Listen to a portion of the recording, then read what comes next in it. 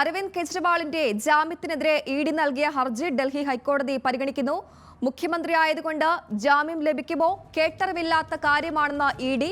ജാമ്യത്തിന് തടസ്സവാദങ്ങൾ ഉന്നയിച്ച ഇഡി. കൂടുതൽ വിശദാംശങ്ങൾ നൽകാനായി ഷബ്ന സിയാദ് ചേരുന്നുണ്ട്. ഷബ്ന, കെജ്രിവാളിന്റെ ജാമ്യ ഹർജിയിൽ വാദം തുടരുകയാണോ? എന്തൊക്കെയാണ് ഇഡിയുടെയും ഒപ്പം കെജ്രിവാളിന്റെ അഭിഭാഷകന്റെയും വാദം? നയന, ഇഡിയുടെ അഭിഭാഷകനാണ് ഇപ്പോൾ വാദം നടത്തിക്കൊണ്ടിരിക്കുന്നത്. ഇഡി ഈ കെജ്രിവാളിന്റെ ജാമ്യം നൽകരുത് എന്ന് ആവർത്തിച്ച് ആവശ്യപ്പെടുന്നുണ്ട്. ഏതായാലും വിചാരണ കോടതിയുടെ ഉത്തരവിനെതിരെ ഇഡി ഇന്ന് ഒരു അപ്രതീക്ഷിതമായ നീക്കമാണ് നടത്തിയിരുന്നത്. രാവിലെ ഇന്ന് കെജ്രിവാൾ പുറത്തിറങ്ങേണ്ടതായിരുന്നു. ഇന്നലെ വൈകിട്ടാണ് ഡൽഹി വിചാരണ കോടതി ജാമ്യം അനുവദിച്ചത്. വൈകിട്ട് ജാമ്യം അനുവദിച്ചുകൊണ്ട് രാത്രിയിൽ ഈ നടപടിക്രമങ്ങൾ പൂർത്തിയാക്കാൻ സാധിച്ചിരുന്നില്ല. ഇന്ന് രാവിലെയാണ് അത്തരത്തിൽ നടപടിക്രമങ്ങൾ പൂർത്തിയാക്കി കെജ്രിവാൾ ജയിൽ മോചിതനാകേണ്ടിയിരുന്നത്. ഈ സമയത്താണ് ഇഡി ഇത്തരം ഒരു നീക്കം നടത്തുന്നത്. ഡൽഹി ഹൈക്കോടതിയിൽ ഈ ഈ വിചാരണ കോടതിയുടെ ഉത്തരവിനെ എതിർത്ത് ഹർജി നൽകി. ഈ അപ്പീൽ പരിഗണിച്ചുകൊണ്ടാണ് രാവിലെ തന്നെ ഈ നടപടി ഡൽഹി ഹൈക്കോടതി സ്റ്റേ ചെയ്തത്. തുടർന്നാണ് ഇപ്പോൾ ഈ ഹർജിയിൽ വാദം നടന്നുകൊണ്ടിരിക്കുന്നത്. ഇഡി പ്രധാനമായും ഉന്നയിക്കുന്ന വാദം മുഖ്യമന്ത്രി ആയതുകൊണ്ട് ജാമ്യം ലഭിക്കുമോ, ഇത് കേട്ടറിവില്ലാത്ത കാര്യമാണ് എന്ന് ഇഡി വ്യക്തമാക്കുന്നു. അതുപോലെ രണ്ട് കാര്യങ്ങളാണ് ഉന്നയിക്കുന്നത് എന്ന് ഇഡിയുടെ അഭിഭാഷകൻ പറയുന്നു. ഒന്ന്, കെജ്രിവാൾ മദ്യനയവുമായി ബന്ധപ്പെട്ട് വ്യക്തിപരമായി പണം ആവശ്യപ്പെട്ടു, കോടികൾ എന്ന ആരോപണം നിലനിൽക്കുന്നു. രണ്ട്, AAP കള്ളപ്പണ ഇടപാടിൽ കുറ്റക്കാരാണ്. അതുകൊണ്ട് തന്നെ അതിന്റെ ഉത്തരവാദിത്വം കെജ്രിവാളിനുണ്ട്. PMLA ആക്ടിലെ സെക്ഷൻ 70 പ്രകാരം ഇത്തരത്തിൽ ഒരു കമ്പനി ഏതെങ്കിലും തരത്തിൽ ഈ രീതിയിലുള്ള കള്ളപ്പണ ഇടപാടിൽ ബന്ധപ്പെട്ടാൽ അതിന്റെ ഉത്തരവാദിത്തമുള്ള ആള് കുറ്റക്കാരനായിരിക്കും. അതേ രീതിയിൽ തന്നെയാണ് ഇപ്പോൾ AAPക്കെതിരെ വരുന്ന ഈ ആരോപണം. അതിൽ കെജ്രിവാൾ കുറ്റക്കാരനാണ് എന്ന്, അല്ലെങ്കിൽ അതിന്റെ ഉത്തരവാദിത്തത്തിൽ നിന്ന് ഒഴിവാകാനാവില്ല എന്ന് ഇഡി കോടതിയിൽ വാദിക്കുന്നു. അപ്പോൾ കോടതി ചോദിക്കുന്നത് ഇക്കാര്യങ്ങൾ വിചാരണ കോടതിയിൽ ഉന്നയിച്ചിരുന്നില്ലേ എന്നാണ്.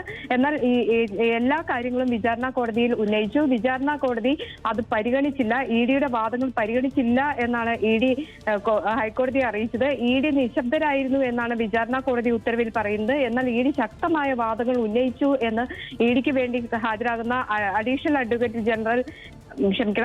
അഡീഷണൽ സോളിസിറ്റർ ജനറൽ ഡൽഹി ഹൈക്കോടതിയെ ഇപ്പൊ അറിയിക്കുന്നുണ്ട്.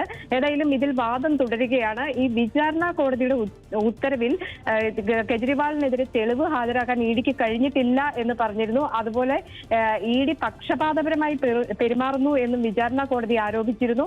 വലിയ വിമർശനവും ഇഡിക്കെതിരെ ഉന്നയിച്ചാണ് ഈ ഉത്തരവ് പുറത്തു വന്നത്. ഇന്ന് രാവിലെയോടെയാണ് ഈ ഉത്തരവ് പുറത്തു വന്നത്. ഇതിനെ ശക്തമായി എതിർത്താണ് ഇപ്പോൾ ഡൽഹി ഹൈക്കോടതിയിൽ ഇതുമായി ബന്ധപ്പെട്ട വാദം നടക്കുന്നത്.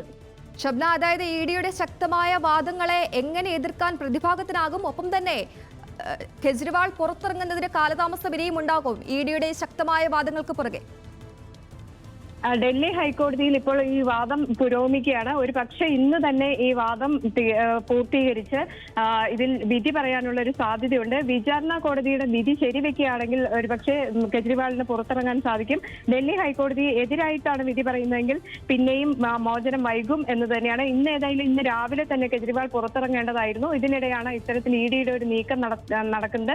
കെജ്രിവാളിന് വേണ്ടി ഹൈക്കോടതിയിൽ മുതിർന്ന അഭിഭാഷകർ തന്നെ ഹാജരാകുന്നുണ്ട്. അവരും ഇഡിയുടെ ഇത്തരത്തിലുള്ള വാദങ്ങളെ കണ്ടിരിക്കുന്നു. ഒരു തെളിവും ഹാജരാക്കിയിട്ടല്ല ഇഡി ഇത്തരം അറസ്റ്റിലേക്ക് നീങ്ങിയത്, അല്ലെങ്കിൽ കൃത്യമായ ഒരു തെളിവും കണ്ടെത്താനായിട്ടില്ല.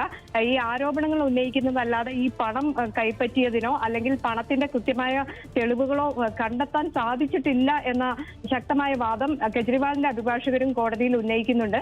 ഏതായാലും ഇതുമായി ബന്ധപ്പെട്ട വാദം ഇപ്പോൾ തുടരുകയാണ്. അല്പസമയത്തിനകം തന്നെ ഇതിന്റെ വിശദാംശങ്ങൾ നമുക്ക് അറിയാൻ സാധിക്കും. ശരി, അരവിന്ദ് കെജ്രിവാളിന്റെ ജാമ്യത്തിനെതിരായ ഇഡി നൽകിയ ഹർജിയാണ് ഇപ്പോൾ ഡൽഹി ഹൈക്കോടതി പരിഗണിക്കുന്നത്. മുഖ്യമന്ത്രി ആയതുകൊണ്ടാണോ ജാമ്യം ലഭിക്കുക എന്നതടക്കമുള്ള രൂക്ഷമായ വിമർശനമാണ് ഇപ്പോൾ ഇഡിയുടെ ഭാഗത്തു നിന്ന് ഉണ്ടായത്. ഷബ്ന സിയാദാണ് വിവരങ്ങൾ നൽകിയത്.